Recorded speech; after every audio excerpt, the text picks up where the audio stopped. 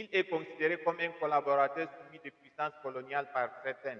D'autres le voient comme un diplomate pragmatique qui a œuvré pour le développement et la protection de son peuple dans le contexte difficile de la colonisation.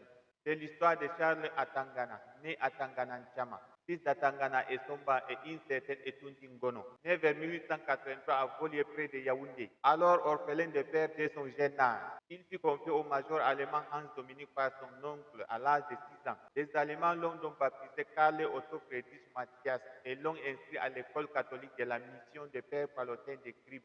À l'école, il se distingue tout de suite par son intelligence et sa maîtrise rapide de la langue allemande. Mais la révolte de Goulou de 1899, envahissant et saccageant école et église de Kribi, poussant les missionnaires et les enfants, y compris Charles, à se réfugier vers la côte à Douala. Là-bas, Charles tente de poursuivre ses études et il travaille parallèlement comme infirmier à Victoria pour financer ses études. Très rapidement, en 1900, il fut appelé à interpréter auprès des travailleurs exilés Poulou dans les plantations. Grâce à sa maîtrise de la langue allemande, cela lui a ouvert grandement la porte des emplois, puisqu'il occupera plusieurs postes dans l'administration coloniale allemande. D'abord comme écrivain dactylographe, ensuite comme chef de poste interprète, président du tribunal indigène, président du tribunal d'arbitrage, commissaire du gouverneur des impôts.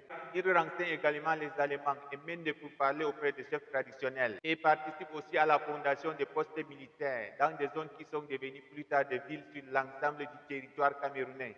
Sa collaboration et surtout sa loyauté lui ont valu donc la confiance des Allemands, qui les nomment chef supérieur des Ewondo et Bané du Cameroun en 1911. Malheureusement, à la fin de la Première Guerre mondiale, quand les Allemands quittaient le Cameroun, Charles les suit dans leur repli vers l'île de Fernando-Po, actuelle Guinée équatoriale en 1916, et s'exile en Espagne.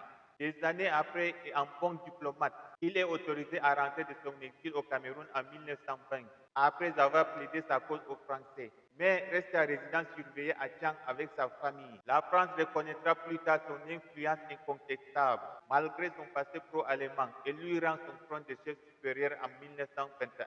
Il devient alors un acteur central de la politique de développement et de la mise en valeur du pays, notamment par l'introduction de la culture des rentes comme le cacao et le café, l'élevage, etc.